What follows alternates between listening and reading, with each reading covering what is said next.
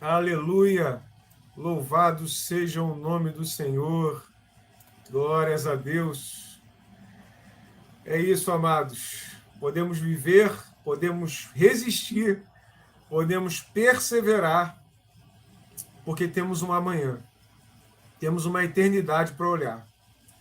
Temos esse caminho pavimentado pela obra e graça de Cristo Jesus para podermos seguir adiante, crendo em Jesus até a eternidade. E vamos encontrar com Ele, né? O veremos e o conheceremos como somos conhecidos. Amém? Queria convidar os amados a abrirem suas Bíblias no livro de Tito, carta de Paulo a Tito, capítulo 2, nós vamos ler do 11 ao 14. Amém? Tito 2, do 11 ao 14, é o nosso texto principal.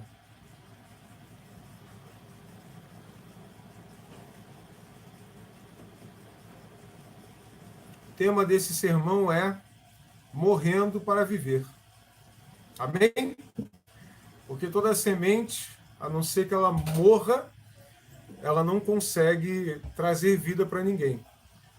Então, assim como essa palavra tem esse título, a gente deve entender que enquanto nós não morrermos completamente para o mundo, para as paixões, para a carne, nós não conseguiremos fazer florescer esse bom perfume de Cristo, esse testemunho, esses frutos dignos de arrependimento, para transformarmos as pessoas pelo poder de Deus. Amém? Tito 2, do 11 ao 14, vai dizer o seguinte: porque a graça de Deus se manifestou salvadora a todos os homens. Ela nos ensina a renunciar à impiedade e às paixões mundanas e a viver de maneira sensata, justa e piedosa nesta era presente, enquanto aguardamos a bendita esperança, a gloriosa manifestação de nosso grande Deus e Salvador, Jesus Cristo. Ele se entregou por nós a fim de nos remir de toda maldade e purificar para si mesmo um povo particularmente seu, dedicado à prática de boas obras. Amém, amados? Então, Paulo escreve essa carta a Tito, trazendo orientações para Tito sobre quais presbíteros, qual a qualidade de presbíteros, de líderes da igreja, que Tito deveria ordenar para pastorear a igreja, particularmente a igreja de Creta, né? Então, a gente vê que nessa mesma carta a Tito, no capítulo 1, ele dá a qualificação dos presbíteros, né? Não dado ao vinho, que governe bem o seu lar, né? Dedicado à igreja, homem de boa reputação, tudo aquele texto que a gente já conhece. E nessa mesma carta, ele também condena falsos profetas, falsos mestres, né? E dá orientações sobre como Tito deveria lidar com esses falsos profetas, né? E aí, então, no capítulo 2, se vocês estiverem com a Bíblia aberta, acredito que sim, vocês vão ver que no início do capítulo 2, ele está falando das instruções para várias qualidades de pessoas. Ele está dizendo assim: os homens idosos sejam moderados, respeitáveis, sensatos, sadios na fé, no amor, na perseverança. Mulheres idosas tenham conduta reverente. Jovens, né? Jovens, encoraje-os para que em todas as coisas sejam moderados, como está no versículo 6.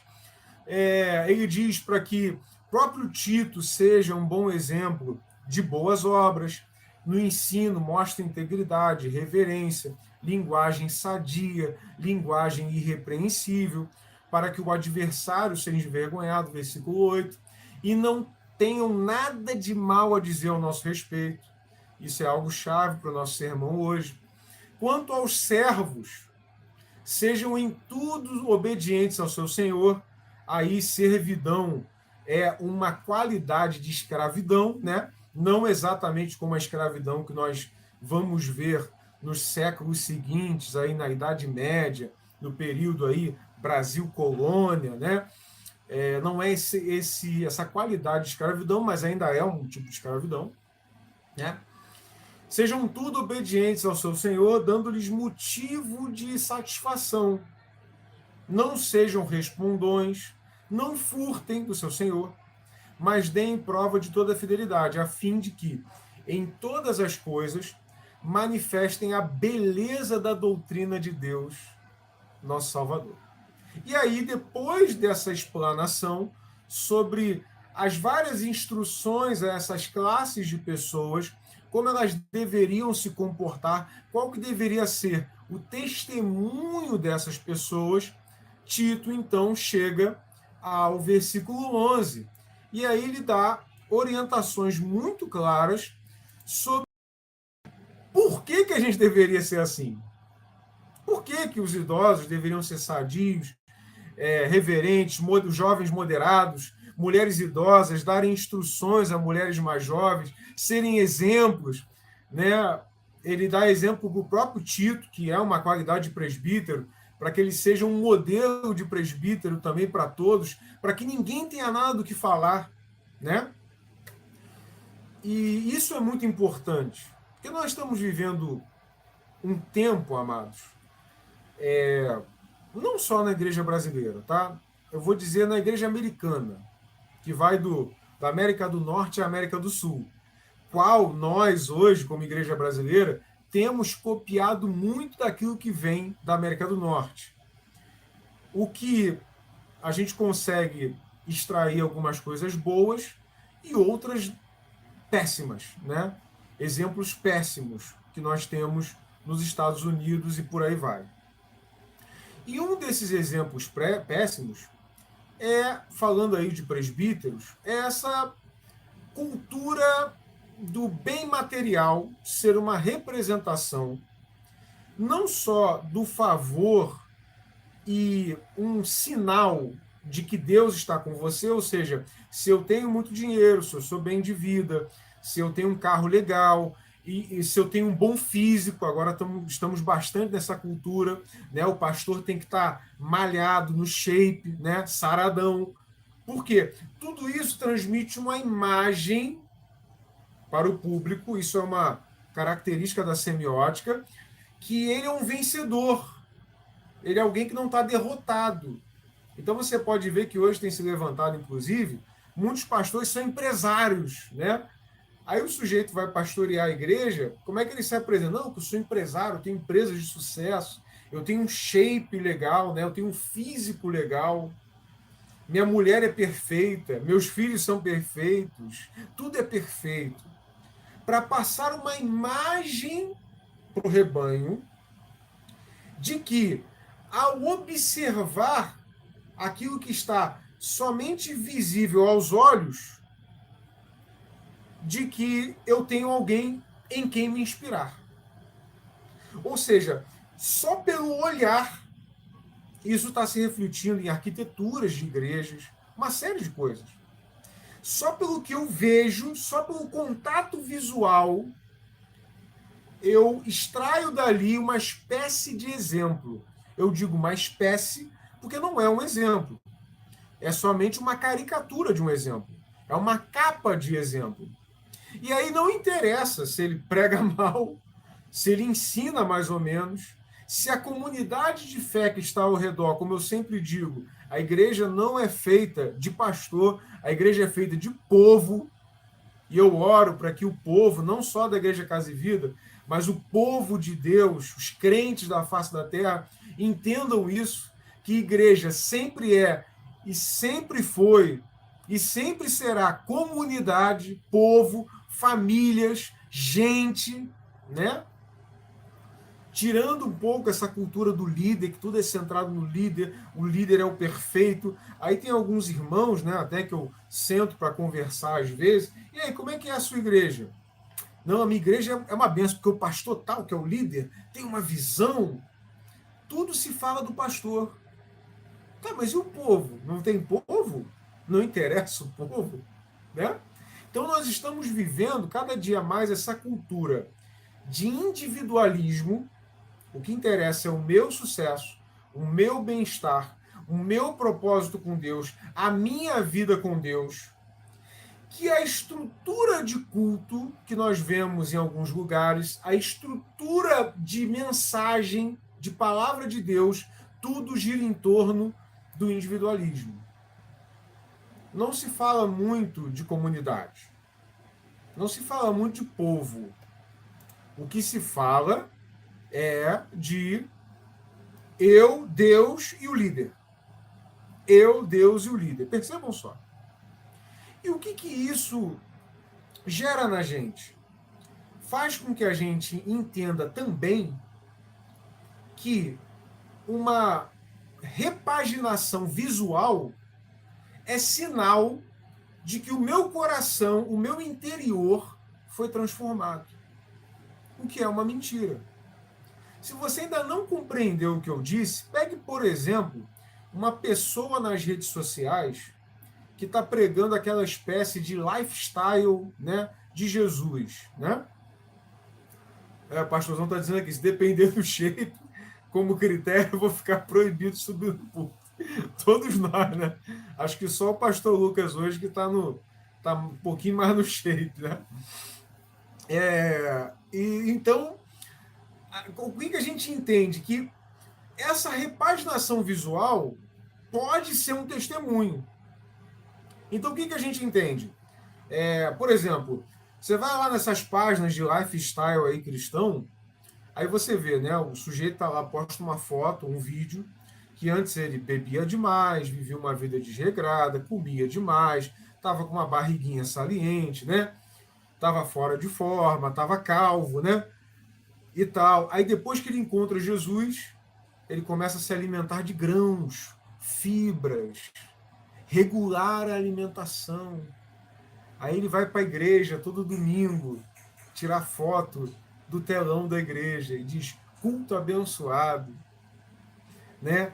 E aí, através dessa repaginação visual, dessa capa, a gente passa a entender que o nosso interior foi transformado. Ou até mais do que isso, que através de uma transformação exterior, o meu interior vai ser transformado. O que é uma grande mentira.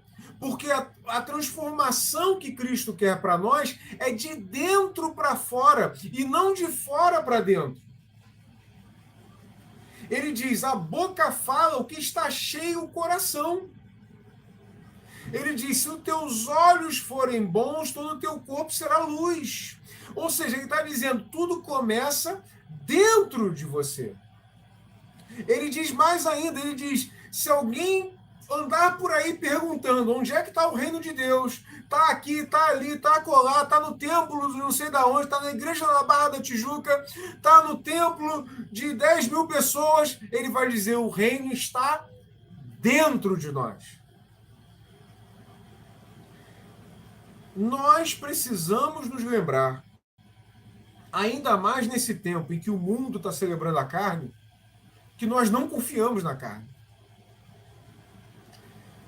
Que o nosso exterior, assim como a palavra diz, ainda que o meu homem exterior se corrompa, o meu interior continua se renovando a cada dia. É evidente que quando ele fala de corrupção, ele não está falando de que a gente vai se corromper por fora, o que importa é o coração. Essa corrupção que ele está falando é a deteriorização, não sei se eu conjuguei certo, se alguém puder botar nos comentários, o deteriorar do exterior. Porque conforme o tempo vai passando, a gente vai perdendo cabelo, a pele vai ficando flácida, os cabelos vão caindo, tudo que era um sinal de beleza vai se esvaindo. Os cabelos ficam brancos, a saúde vai embora, você não tem mais o mesmo vigor. Ou seja, a corrupção que ele está falando não é uma corrupção de caráter, ou do corpo, ou de entrega à imoralidade. Ele está dizendo que o nosso corpo exterior vai se deteriorando, seja pelas chibatadas da perseguição da época, seja pelos açoites, pelas perseguições.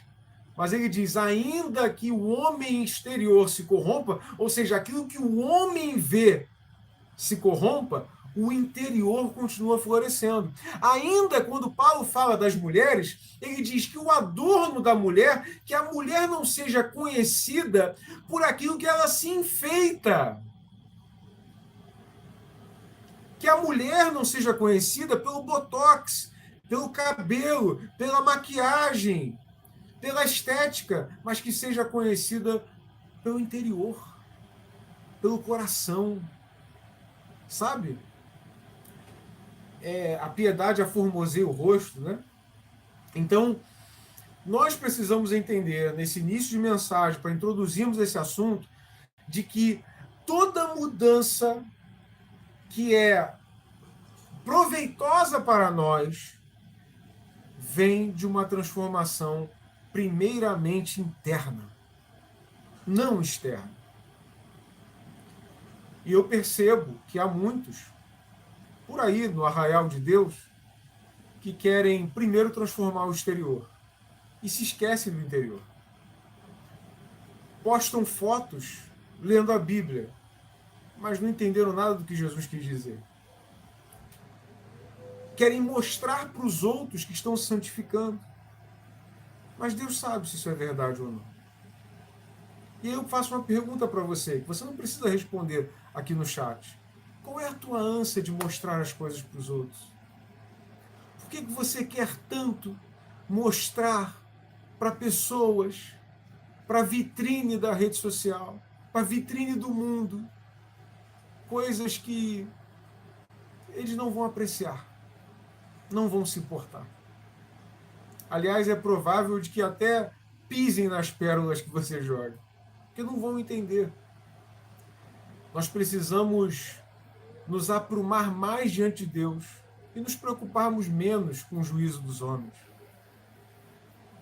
Precisamos nos preocupar mais em agradar o coração de Deus.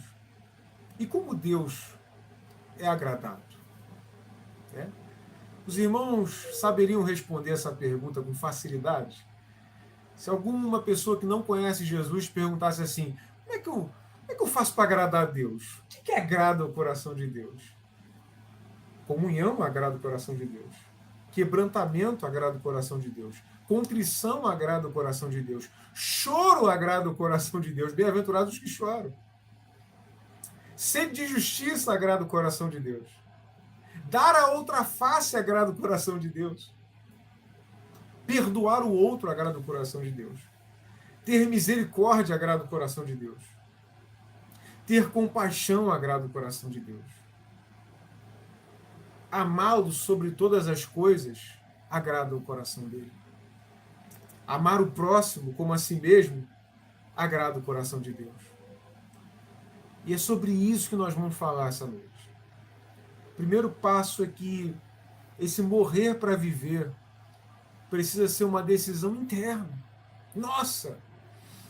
E sabe, irmãos, às vezes eu percebo que o povo de Deus está perdendo muito tempo atirando flechas para o mundo. Olha aí o carnaval, olha aí o povo se matando, olha aí. Irmãos, todos nós sabemos disso. Atacar o mundo não vai me fazer mais santo. Atacar quem está indo para o inferno não vai me santificar. Enquanto outros estão se perdendo lá fora por razões óbvias, que todos nós conhecemos, pecados que são conhecidíssimos, quais nós repetimos ano após ano, falando de carne, de festa da carne, e de imoralidade sexual, e de todas essas coisas, pode ser que enquanto eu estou falando dos outros, eu esteja eu mesmo me perdendo dentro da casa de Deus. Porque se eu não buscar a minha santificação, de nada adianta eu condenar o mundo. Sabe quem já condenou o mundo? Satanás. O diabo já condenou o mundo. Aqueles que estão lá fora, fazendo tudo que nós sabemos que é detestável, eles já estão escravizados pelo inimigo. eles já estão perdidos. Falar mal deles, ou falar mal da maldade do mundo, não vai me ajudar a ser mais santo. O que vai me ajudar a ser mais santo é o fazer como Jesus disse. Tira a trave que está na frente do seu olho e você poderá ver para tirar o cisco do olho do próximo. E logo após ele dizer isso, se eu não me engano, Mateus 7, ele vai falar sobre lançar pérolas aos porcos. Interessante é saber que Jesus sempre soube que nós temos, todos nós, legalistas dentro de nós. Todos nós temos, irmãos. Dentro de nós há um legalista, alguém que quer muito condenar os outros, mas não se preocupa com a sua própria santificação. E aí Tito, dando conselhos para diversos níveis de pessoas dentro da igreja. Paulo, falando a Tito, perdão, ele vai dizer que até mesmo um servo deve ser impecável no seu procedimento para com o seu senhor. Mesmo que a condição dele de servidão seja completamente injusta, porque é injusta. Inclusive, muitos atores cristãos condenaram a escravidão por muito tempo, entenderam que aquilo era abominável diante do Senhor, inclusive John Wesley. E aí ele diz, mesmo que isso seja errado, servo, obedeça em tudo, seu Senhor. Não responda, não reclame, não revide. E aí eu parafraseio aquilo que Paulo disse a Tito, acrescento alguma coisa, que não é Bíblia, eu estou acrescentando, para que talvez, depois que aquele servo tenha morrido, o Senhor possa olhar, depois de uma vida toda de impiedade, e dizer assim, rapaz, eu maltratei aquele servo a minha vida toda. E ele não respondeu. Ele não roubou nada da minha casa. Ele não retribuiu mal por mal. O que ele servia para agir dessa forma? Ele era um cristão. Ele acreditava na graça de Jesus. Acreditava no favor de Deus. Preciso conhecer esse Jesus.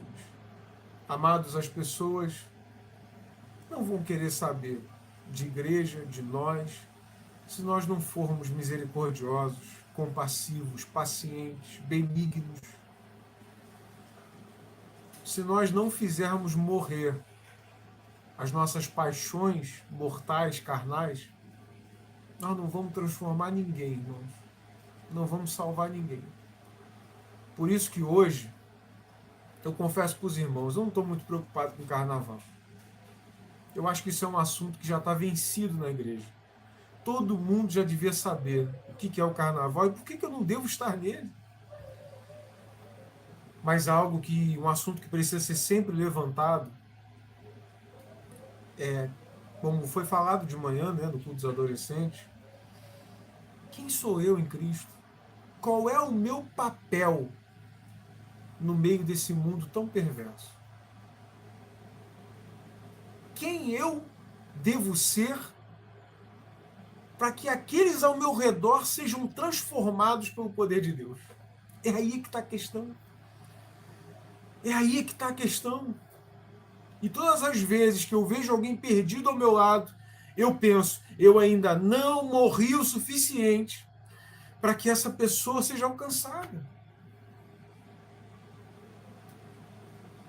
Eu ainda não fiz tudo que eu poderia fazer, eu ainda não sofri tudo que eu poderia sofrer para que essa pessoa seja alcançada pela graça de Deus. Qual de nós, irmãos, foi convertido por arrogância? Qual de nós foi convertido por acusação? Qual de nós foi ao encontro de Jesus e encontrou Jesus com pedras na mão? Nenhum de nós.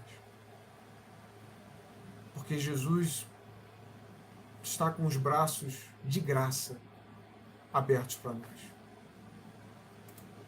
E é isso que nós precisamos ter em mente, amados. É isso que nós precisamos ter em mente. Nós precisamos ter em mente que precisamos amar mais, morrer mais, olhar mais para nós, menos para os outros. Buscarmos essa santificação sem a qual ninguém verá o Senhor. Versículo 11 vai dizer isso. Por que nós devemos fazer isso? Porque a graça de Deus se manifestou, trazendo salvação a todos. E deixa eu te lembrar de algo, você que está me assistindo, você que é membro da nossa igreja, discípulo de Jesus, você não poderia fazer nada para conquistar essa graça. Simples assim. Você não poderia fazer nada para conquistar essa graça. Ele te amou primeiro. E ele diz que essa graça nos educa para que, renegadas a impiedade e as paixões mundanas, vivamos neste mundo de forma sensata, justa e piedosa. Ou seja, eu não consigo viver nesse mundo com sensatez, justiça e piedade se eu não renegar a minha impiedade e as minhas paixões mundanas. E às vezes alguém pode pensar aqui, que paixões mundanas são essas? Pastor, eu não pulo mais carnaval. Eu não traio mais a minha esposa ou meu marido. Eu vou à igreja, pastor. Eu dou meu dízimo. Aí eu pergunto, você já venceu a inveja? Você já venceu a ira? Você já venceu o ódio? Você já venceu a sua vontade de matar o seu próximo? Você já venceu a ingratidão? Você está contente com a vida que você tem hoje? Você se contenta em Deus, apesar do saldo da sua conta bancária não estar tão bom assim? Como você enxerga o outro? Como você enxerga o seu próximo? Quando você vê lá aquele povo desfilando no carnaval, com que olhos você vê eles?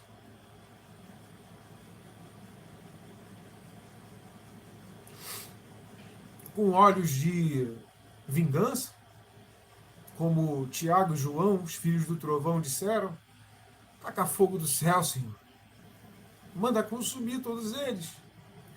Aí quando um carro alegórico queima ou alguém falece, você diz aí, ó, tá aí, ó. Deus fazendo justiça. Será que esse é o Espírito de Jesus? Nós temos um exemplo na Bíblia de alguém que quis que tacasse fogo do céu. E Jesus disse, saiam daqui, vocês não sabem de que espírito vocês são. Que espírito é esse? Taca fogo no céu e consome o mesmo fogo que cairia do céu para consumir todos desses blocos de carnaval. É o mesmo fogo que me consumiria. Mesmo. Porque eu não sou melhor do que eles. Nem uma grama. Aliás, é provável de eu ser pior do que eles. Mas eu fui alcançado pela graça. Aprove Deus de abrir os meus olhos para que eu pudesse ver. Ele abriu a porta da cadeia e disse, pode sair, meu filho, eu te resgatei. Eu não sou melhor do que eles. Eu não sou melhor do que eles. Você não é melhor do que eles.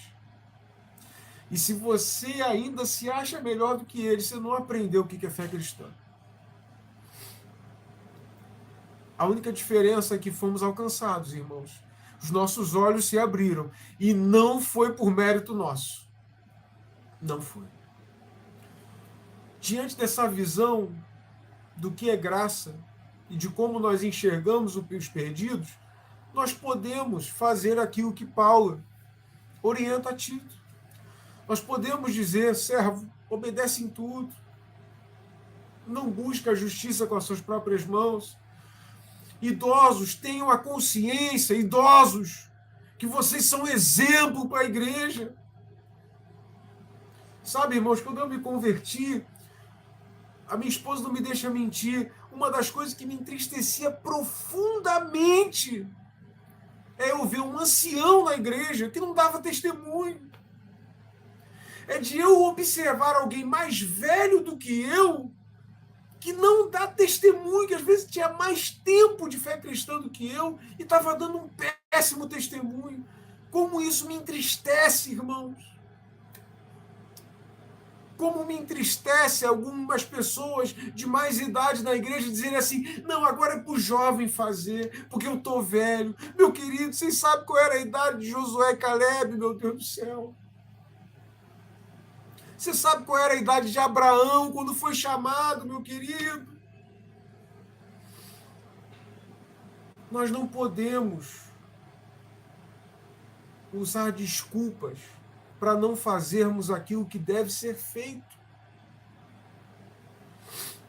Portanto, amado irmão em Cristo, você que está me assistindo, não entenda essa palavra como uma acusação. Entenda como uma exortação, como um encorajamento. Quem está na Sapucaí, nós não temos acesso a elas hoje. Talvez amanhã você tenha. Talvez amanhã sente do teu lado no ônibus.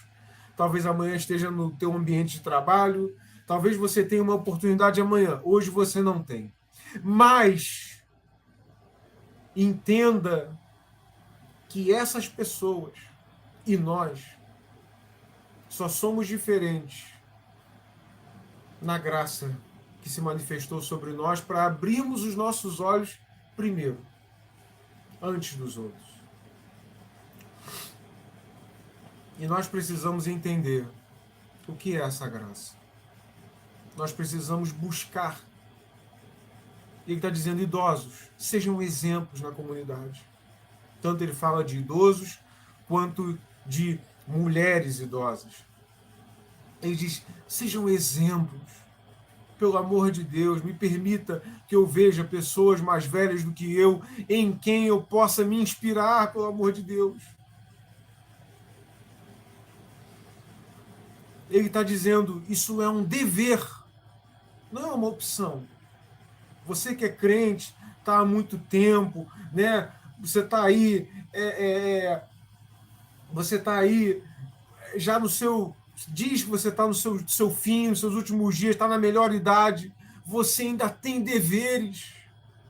Ser exemplo para aqueles que estão começando, que estão no início da sua caminhada, que estão precisando olhar para exemplos, ter pessoas como referência. E às vezes, não tendo referência na sua comunidade de fé, vão buscar referência nos modelos do Instagram, quais nós citamos aqui no início desse sermão. Percebe a crise, irmãos, de muitos jovens, de muitos adolescentes que estão vivendo hoje em dia, carecendo muitas das vezes de exemplos próximos a eles, estão recorrendo à internet e não encontrando esses exemplos na internet ou encontrando padrões hipócritas, inatingíveis, opacos, ocos, estão afundando em depressão, estão afundando em ansiedade, não sabem para onde ir, não sabem o que fazer, estão indecisos, porque precisam que nós sejamos exemplos. E aí ele estende esse convite a jovens também, ele diz, jovens, sejam moderados. Ou seja, ele faz cair por terra essa ideia de que jovem tem que ser exagerado, de que jovem tem que ser isso, tem que ser aquilo. Jovem, você precisa ser moderado. Você precisa ter a sua cabeça no lugar. Você precisa concatenar as suas ideias, raciocinar. Você não é mais uma criança. Você não é mais alguém que está isento de responsabilidade. Você é um ser humano adulto. E nós só podemos fazer funcionar a igreja se cada um observar o seu papel dentro dessa comunidade de graça. E ele vai dizer, ele nos educa para que, renegadas a impiedade e as paixões mundanas, vivamos neste mundo de forma sensata, justa e piedosa. Ou seja, ele está dizendo, ei, cristão, cristã, você está vivendo no mundo. Você não saiu dele. Não adianta você querer se fechar numa bolha, uma bolha de crente, a bolha crente, né? O espectro político do crente, a bolha do crente, o condomínio do crente, a barbearia do crente, não sei o que do crente. Você foi enviado aqui nesta terra para uma missão, e você só ainda está vivo porque há missão para ser feita. E com essa missão, enriquecer, ter casa própria, casar, ter filhos. Como Schopenhauer disse, isso nada mais é do que o pêndulo, ânsia de ter, tédio de possuir. Ânsia de ter, tédio de possuir. E como Eclesiastes diz, vaidade de vaidades, diz o pregador. Não desperdice a sua vida. Você tem um alvo maior para buscar. Você está vivo porque você é um missionário. Você está vivo porque você tem uma missão. De como John Wesley disse, se colocar em chamas e o povo te ver queimar. A pergunta é, pelo que o seu coração está queimando? Qual é a razão, a luta, o projeto que faz o teu coração queimar? Esse projeto precisa ser a salvação de almas. Precisa ser que, no meio desse andando, desse caminhar no mundo, de aproveitar aquilo que de bom o mundo tem a oferecer, você possa dar testemunho da fé que habita em teu coração. E essa fé transborde e influencie pessoas, para que o Espírito Santo as transforme completamente. Esse é o seu papel na Terra. É viver para a glória de Deus. É viver honrando o Senhor. Se você achou que eu ia falar dos perigos do carnaval, ou como é que é o mundo lá fora, eu não vou falar disso. Sabe por quê? Porque nenhum autor bíblico perdeu tempo falando disso. Todos eles escreveram por de dentro. Todos eles. Porque somos nós que precisamos ser edificados. Aqueles precisam ser alcançados, mas nós precisamos ser edificados. E Deus quer te usar para essa boa obra. O versículo 13, ele vai dizer assim, que essa forma de viver sensata, justa e piedosamente é porque, versículo 13, ó, porque aguardamos a bendita esperança e a manifestação da glória do nosso grande Deus e Salvador Jesus Cristo.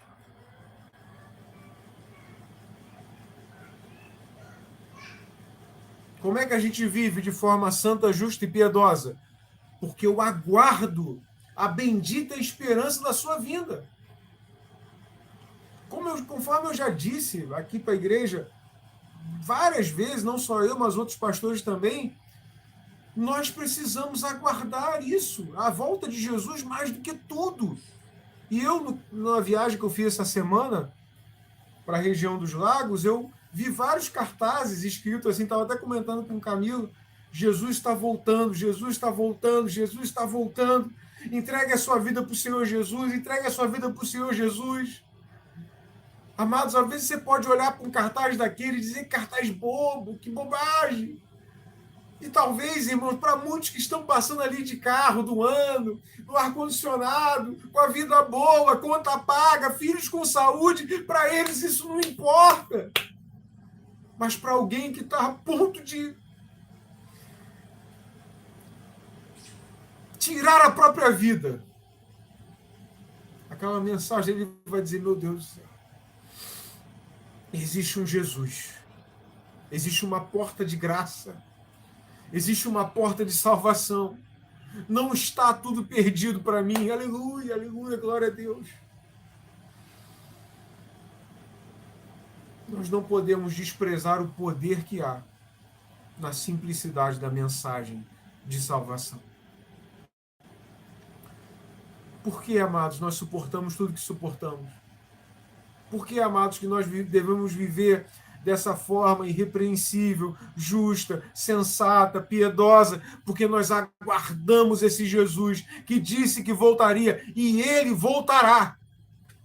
É por isso.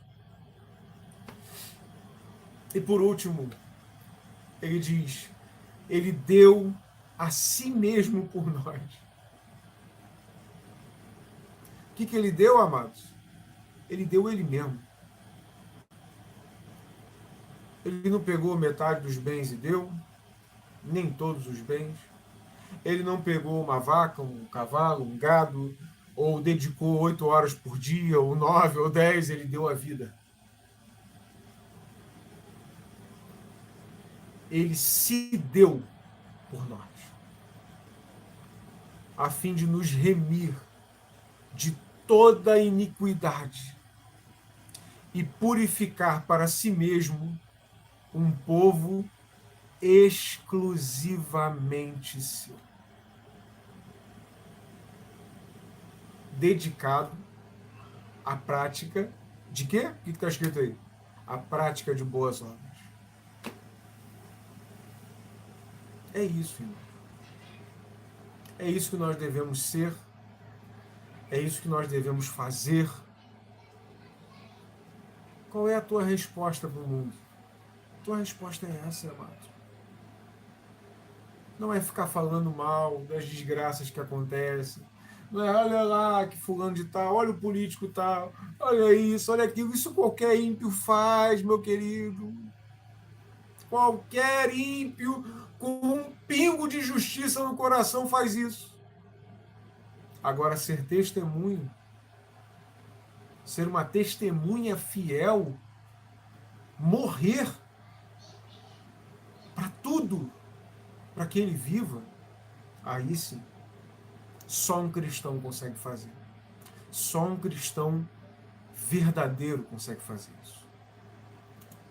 E você, se é cristão, você foi chamado para isso. Sabe quais foram os momentos, irmãos, que eu não dei testemunho? Foram os momentos que eu me recusei a morrer. Foram os momentos onde eu, quando tive a oportunidade de dar a outra face, de perder, de jogar as armas no chão, de não cortar a orelha do soldado, eu decidi revidar. E achei que a justiça era minha. Já aconteceu com você? Os nossos piores testemunhos acontecem quando nos recusamos a morrer. E da mesma forma, os nossos melhores testemunhos acontecem quando nós morremos. As nossas paixões, as nossas tentações, os nossos achismos, a nossa justiça,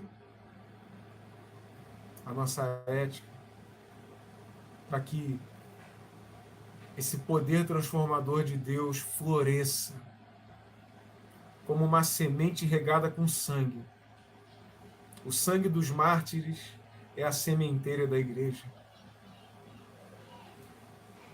Mesmo que estejamos vivendo em tempos de paz para os crentes aqui no Ocidente,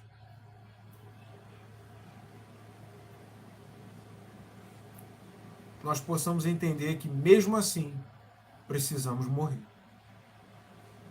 A missão não mudou, porque os tempos mudaram. Mas as tentações também não mudaram. O diabo continua nos tentando a nós vivermos uma vida fria, apática, individualista, descompromissada com a igreja e com o seu povo, descompromissada com os irmãos.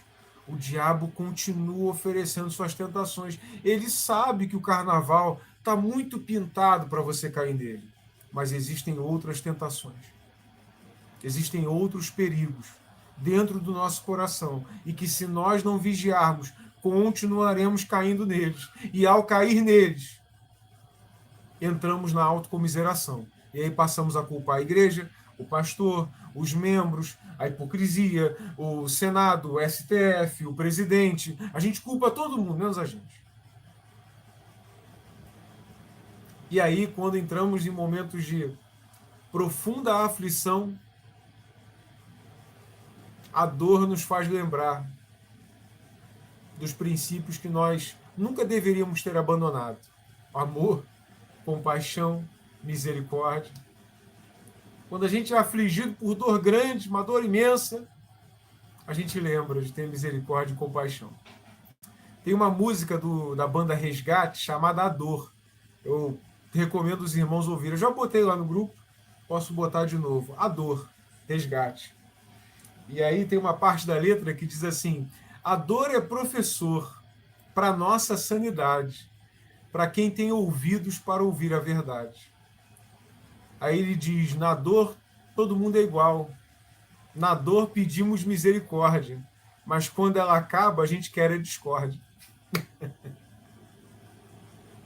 Esse é o ser humano, falho, caído, dependente, humano. Mas ainda assim, pelo poder glorioso de Deus através do Espírito Santo, podemos sim nos santificar. Porque Ele nos permite vencer esses impulsos, essas tentações, esses prazeres, para abraçarmos prazeres maiores, que estão no seu amor, na vida santa, piedosa, justa. Isso é o que Ele deseja de nós. Portanto, amado, eu queria te convidar nessa noite a não se importar muito hoje com o que está acontecendo lá fora, não. Se importe com você. Como está a sua vida? Como está a sua casa? Hoje eu recebendo um irmão para conversar, esse irmão me disse: pastor, eu quero aprender mais da Bíblia, eu preciso fazer isso. Eu preciso mudar isso em mim. Eu estou há tempo demais na igreja para ter tão pouco conhecimento quanto eu tenho. Eu falei: meu irmão, você não sabe o quanto que isso me deixa feliz. Sabe, irmãos? Porque hoje em dia, o povo de igreja quer tanta coisa, né? Quer evento, quer comes e bebes, quer isso, quer aquilo, quer show, quer... Poucas vezes a gente ouve isso. Pastor, eu quero aprender mais da palavra de Deus.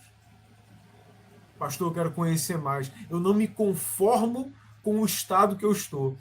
Aí quase que eu disse para ele: bem-vindo ao meu mundo, porque eu todo dia estou inconformado com o homem que eu sou e desejoso por alguém que eu deveria ser.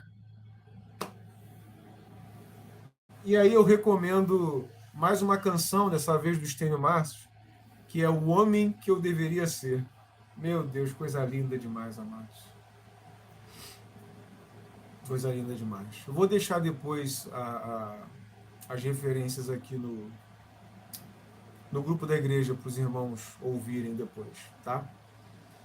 É verdade, meu pastor. Muita gente está perdida porque a igreja não os alcançou. E mais do que isso, às vezes porque a igreja os afastou, né? Os decepcionou. Tem muita gente que está ali, mas não queria estar ali. Está ali só para satisfazer um vazio que só consegue ser preenchido com Deus. E aí é que está o nosso papel. Aí é que está a nossa missão. Pregar para eles. Fazer a vontade de Deus. Mais uma vez eu pergunto, e aí, irmãos? O que agrada o coração de Deus? Abel e Caim, ambos ofereceram ofertas. Ofereceram coisas. Caim era lavrador, pegou um fruto da terra e deu. Abel era pastor de ovelhas, pegou a gordura da ovelha e deu. Mas a questão não é o que eu tenho para oferecer, ou o que eu acho que eu devo oferecer. A questão é o que agrada a Deus.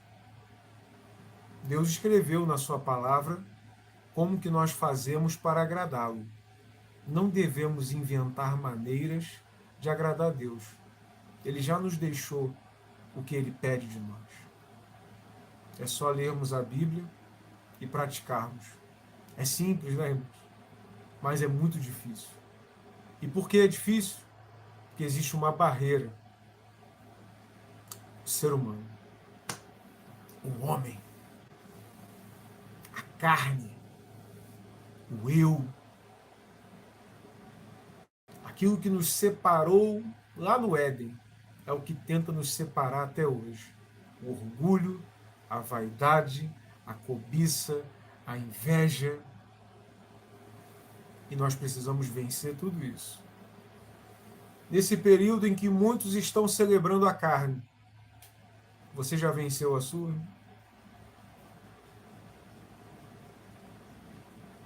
Essa é a pergunta. Eu já venci a minha? Eu ainda tenho muito para vencer.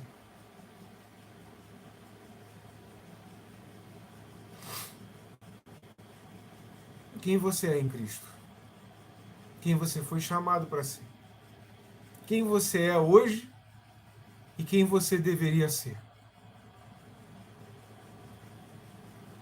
Dá-me força, Senhor, para eu ser o homem que eu deveria e não o homem que eu sou. E aí nós temos o final dessa palavra. Desculpa eu estar emocionado aqui. Precisamos estar dedicados à prática das boas obras. Não porque as obras nos justificam, mas as obras confirmam se verdadeiramente formos transformados pelo Senhor. Porque dizer que é crente hoje em dia no Brasil está muito fácil. Muito fácil. Tem até igreja, entre aspas, do hype, né? Muito fácil. Hoje ser crente no Brasil é mole. Quero ver ser crente na Nigéria, na China. E nós não podemos dormir no meio da missão. Não podemos parar de vigiar. Precisamos nos fortalecer. Precisamos nos cobrar mais. Cobrar os outros menos. Nos cobrar mais. Eu deveria ser melhor. Eu deveria responder melhor. Eu deveria já ter vencido isso. Eu deveria estar dando melhor testemunho nisso. Eu deveria não mirar tanto. Eu deveria não procrastinar. Eu deveria ler mais. Eu deveria. Porque todas as vezes, meus amados irmãos, que Deus fez uma transformação na sua sociedade, ele nunca usou instituições, ele usou homens, usou mulheres, usou pessoas, ele usou CPFs e não CNPJs. E é aí que está a nossa responsabilidade.